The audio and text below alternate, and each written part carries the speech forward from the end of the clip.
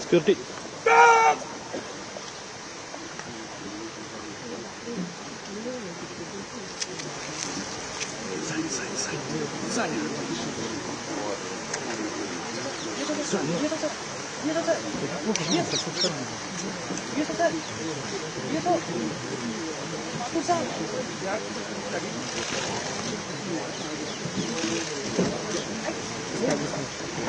Главные стратегические союзники Нарендра Моди преддверии саммита уровня отношения между странами, что называется «Прошли на государственном уровне, действительно подтвердит ранее достигнутые договоренности и вывести отношения на качественно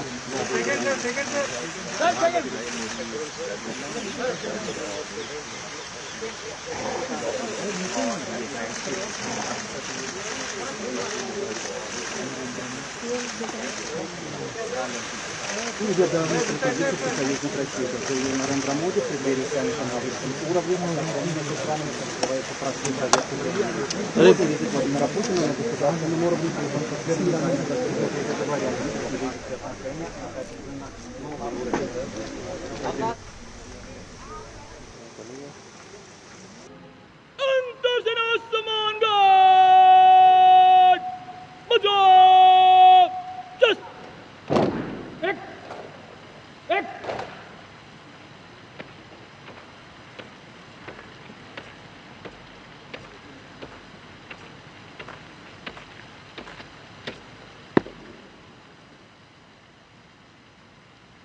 श्रीमान अंतर सेना सम्मान गार्ड निरीक्षण के लिए हाजिर है।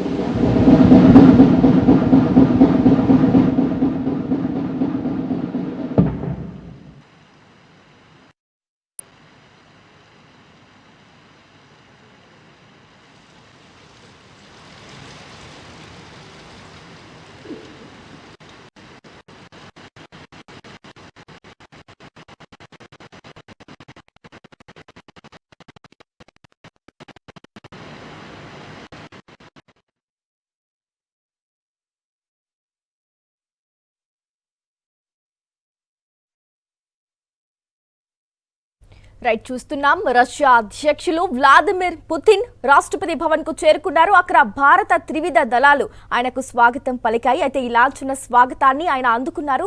అయితే చూస్తున్నాం మనం సాక్షి స్క్రీన్ పై మరి కాసేపట్లోనే అయితే రాజ్ ఘాట్ ను సందర్శించనున్నారు పుతిన్. మహాత్మా గాంధీకి ఆయన నివాళులు అర్పిస్తారు. ఉదయం 11 గంటలకు రాష్ట్రపతి భవన్ కు చేరుకున్న పుతిన్ ఆ తర్వాత త్రివిధ దళాల లాంఛన స్వాగతాన్ని అందుకున్నారు.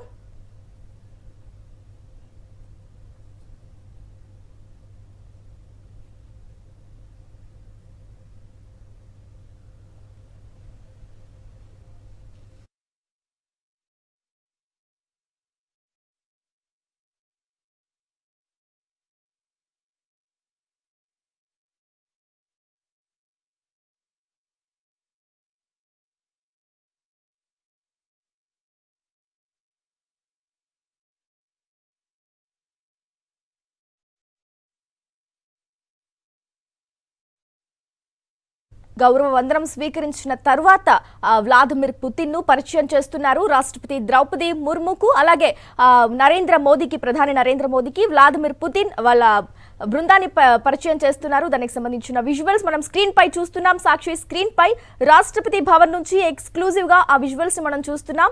ఏదైతే రాష్ట్రపతి ద్రౌపది ముర్ము అలాగే ప్రధాని నరేంద్ర మోదీకి పుతిన్ వారి బృందాన్ని పరిచయం చేస్తున్న విజువల్స్ ని మనం చూస్తున్నాం.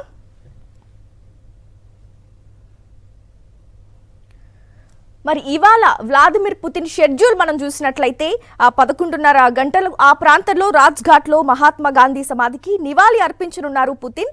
అలాగే ఉదయం 11:50 ఆ ప్రాంతంలో ప్రధాని నరేంద్ర మోదీతో ఆయన హైదరాబాద్ హౌస్ లో సమావేశమవుతున్నారు.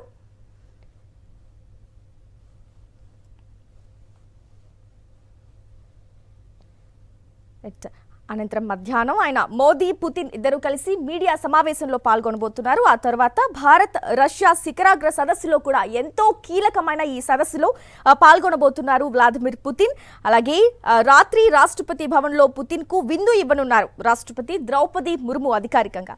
అలాగే ఇంకా లాస్ట్ గా ఈ టూర్ లో లాస్ట్ సెగ్మెంట్ మాస్కో తిరిగి వెళ్లిపోబోతున్నారు పుతిన్.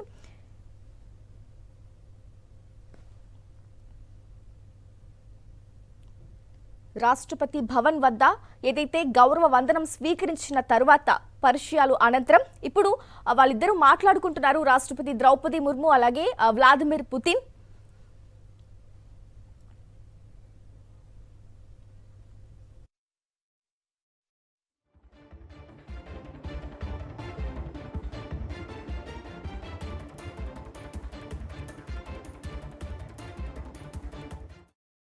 రాజకీయానికి సంబంధించి పూర్తి డీటెయిల్స్ మా కరెస్పాండెంట్ వెంకటేష్ ఫోన్ లైన్ ద్వారా అందిస్తారు. వెంకటేష్, రాష్ట్రపతి భవన్ వద్ద మనం చూసాం భారత త్రివిధ దళాల గౌరవ వందనం వ్లాదిమిర్ పుతిన్ స్వీకరించారు. దానికి సంబంధించి పూర్తి డీటెయిల్స్ వెంకటేష్.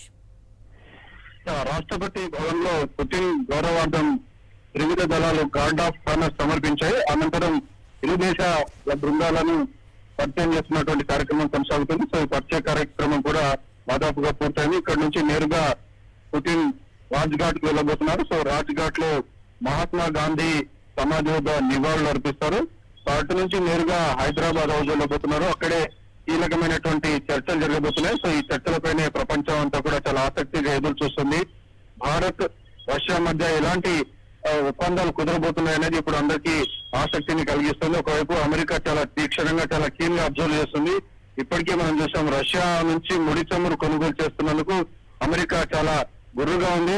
దానిపైన ఆ నేపథ్యంలోనే భారత్ పైన అనేక ఆంక్షలు విధించినటువంటి పరిస్థితి మనం చూసాం. చాలా 50 నుంచి 75% వరకు కూడా ఆంక్షలు పన్నులు విధించినటువంటి నేపథ్యంలో రష్యా నుంచి ముడి చమురును భారత్ దిగుమతిని కొంత మేరకు తగ్గించినటువంటి పరిస్థితి. సో ఈ చర్చల్లో మళ్ళీ ముడి చమురుకు సంబంధించినటువంటి విషయం పైన చర్చలు జరిగేటువంటి అవకాశం ఉంది. ఇప్పటికే రష్యా అధ్యక్షుడు పుతిన్ గతంలో ఇప్పుడు ప్రస్తుతం అమెరికా రష్యా నుంచి అణు ఇంధనాన్ని కొంటుంది. అటువంటి సమయంలో భారత్ ముడి చమురు కొనకుండా అమెరికా ఎలా నిరోధించగలుగుతుంది, అమెరికాకి ఇది సరైనటువంటి పద్ధతి కాదు అనేటువంటి విషయాన్ని పుతిన్ ఈ రోజు చెప్తున్నటువంటి పరిస్థితి. సో ఆ నేపథ్యంలో డెఫినెట్ గా ముడి చమురు కొనుగోలుకు సంబంధించి కొంత పుతిన్ పుష్ చేసేటువంటి అవకాశం ఉంది.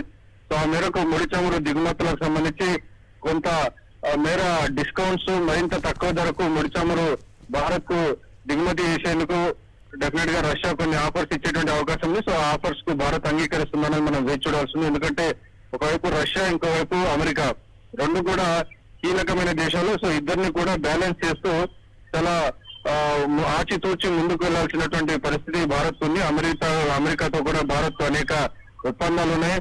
భారీ ఎత్తున అమెరికాతో వాణిజ్యం కొనసాగిస్తున్నటువంటి నేపథ్యంలో ఈ వెస్ట్రన్ కంట్రీస్ కు ఎలాంటి కోపం రాకుండా వారిని కూడా తమ వైపు ఉంచేలా భారత్ కొంత ఆచితూచి నిర్ణయాలు తీసుకోవాల్సి ఉంటుంది. కాబట్టి డెఫినెట్ గా ఈ సమావేశాల్లో భారత్ కొంత రష్యాకు సంబంధించి బ్రేక్ త్రూ తీసుకొస్తుందా లేదా అనేది మనం వేచి చూడాల్సింది.